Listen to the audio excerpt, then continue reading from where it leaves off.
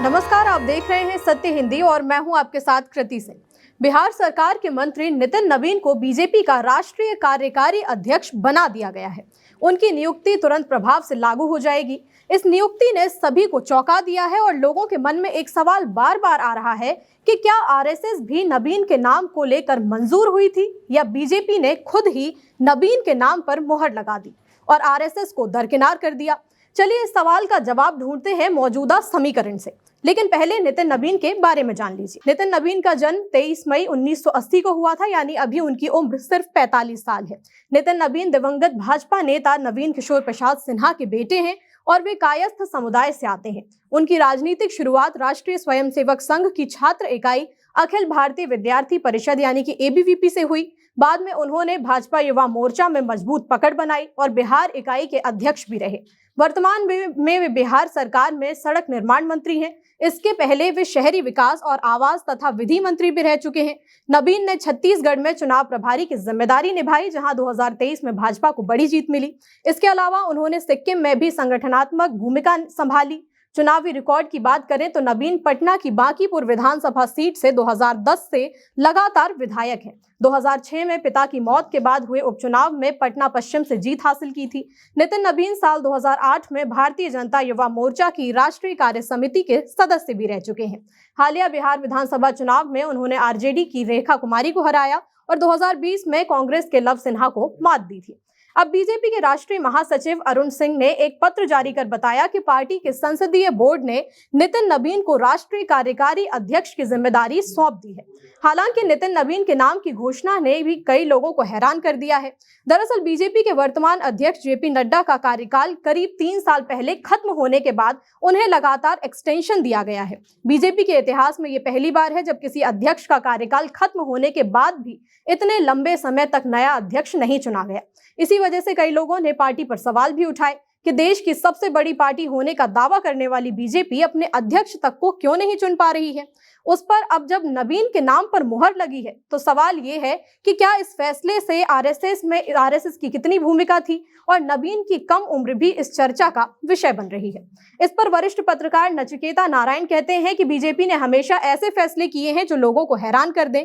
जब जेपी नड्डा को अध्यक्ष बनाया गया था तब भी लोग उनकी वरिष्ठता पर चर्चा कर रहे थे। नचिकेता के मुताबिक बीजेपी नितिन नवीन की उम्र को ही ताकत बनाकर दिखा सकती है। पार्टी कह सकती है कि युवाओं के देश में युवाओं से बेहतर तालमेल के लिए एक युवा चेहरा चुना गया है। हालांकि वरिष्ठ पत्रकार नचिकेता नारायण ये मानते हैं कि नितिन नवीन को नरेंद्र मोदी के करीबी के तौर पर देखा जा रहा है। वो एक घटना याद करते हैं। साल 2010 की बात है जब गुजरात के तत्कालीन मुख्यमंत्री नरेंद्र मोदी बीजेपी की राष्ट्रीय कार्यकारिणी में शामिल होने पटना आए थे। उस समय बिहार के मुख्यमंत्री नीतीश कुमार ने अखबारों में छपे एक विज्ञापन पर नाराजगी जताई थी। उस विज्ञापन में 2 विधायकों नितिन नवीन और संजीव चौरसिया की तस्वीर छपवाई गई थी। नचिकेता कहते हैं कि विज्ञापन की तस्वीर के विरोध में नीतीश कुमार ने बीजेपी नेताओं के लिए रखा गया डिनर का कार्यक्रम रद्द कर दिया था। यानी जब नरेंद्र मोदी की राष्ट्रीय राजनीति में चर्चा तक नहीं थी तब से ही वो नितिन नवीन मोदी के झुकाव वाले माने जाते थे। नचिकेता नारायण का यह भी कहना है कि नितिन नवीन को पार्टी का वर्किंग प्रेसिडेंट बनाकर नरेंद्र मोदी और अमित शाह ने साफ दिखा दिया है कि पार्टी के मामले में वो आरएसएस के मुकाबले मजबूत पकड़ रखते हैं, क्योंकि संघ की ओर से तो लगातार ये कोशिश की जा रही थी कि किसी भी ऐसे नेता को ये पद मिले जो वैचारिक रूप से प्रतिबद्ध हो। वहीं वरिष्ठ पत्रकार ब्रजेश शुक्ला कहते हैं कि जब नितिन गडकरी को बीजेपी का अध्यक्ष बनाया गया था तो उनकी राष्ट्रीय राजनीति में ज्यादा भूमिका नहीं थी। अब बीजेपी भविष्य के लिए अपना नेतृत्व तैयार कर रही है, जबकि कांग्रेस इससे काफी पीछे है।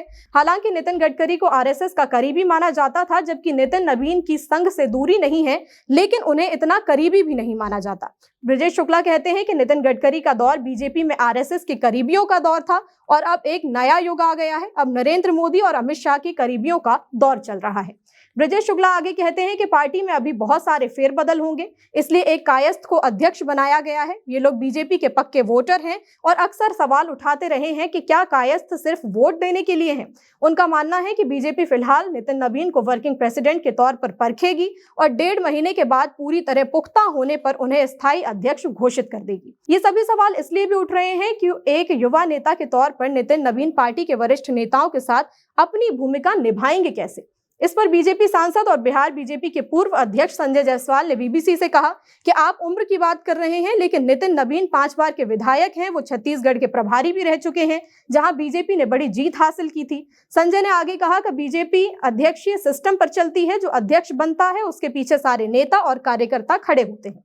संजय का मानना है कि नितिन नवीन का बिहार के हर बीजेपी कार्यकर्ता से सीधा संपर्क है और यही वजह है कि पहली बार बिहार से किसी को पार्टी का कार्यकारी अध्यक्ष बनाया गया है और ये बिहार बीजेपी के लिए बड़ी ही गर्व की बात है। दरअसल बीजेपी के संविधान के मुताबिक पार्टी का राष्ट्रीय अध्यक्ष वही बन सकता है जो कम से कम 15 साल तक पार्टी का सदस्य रहा हो। इस लिहाज से नितिन नवीन को वर्किंग प्रेसिडेंट बनाना बिल्कुल सही है और इसमें कोई दिक्कत नहीं है। आपको बता दें कि बीजेपी में कभी अध्यक्ष पद के लिए वोटिंग नहीं होती। पार्टी की ये कोशिश रहती है कि बीजेपी और संघ के लोग आपस में बैठकर विचार विमर्श करें और पार्टी की जरूरत के हिसाब से अध्यक्ष का चयन करें। हाल के समय में बीजेपी ने कई ऐसे चेहरों को बड़ी जिम्मेदारी दी है जिनकी चर्चा आमतौर पर नहीं रही। मध्य प्रदेश, छत्तीसगढ़, उड़ीसा, राजस्थान और दिल्ली के मुख्यमंत्री ऐसा उदाहरण है।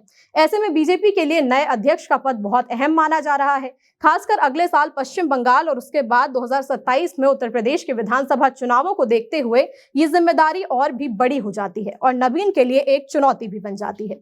कुल मिलाकर जानकारों का मानना है कि नवीन को इतने बड़े पद की जिम्मेदारी सौंपे जाने में सबसे बड़ी भूमिका मोदी और शाह की ही रही होगी, क्योंकि नवीन पार्टी की योग्यताओं को तो पूरा करते हैं लेकिन आरएसएस के मापदंड में उतने सटीक नहीं बैठते जितना आरएसएस चाहती थी। नितिन नवीन पर आपकी क्या राय है, हमें कमेंट करके बताइए। साथ ही वीडियो को लाइक और शेयर जरूर करें और हाँ, चैनल को सब्सक्राइब भी। फिलहाल के लिए इतना ही, नमस्कार।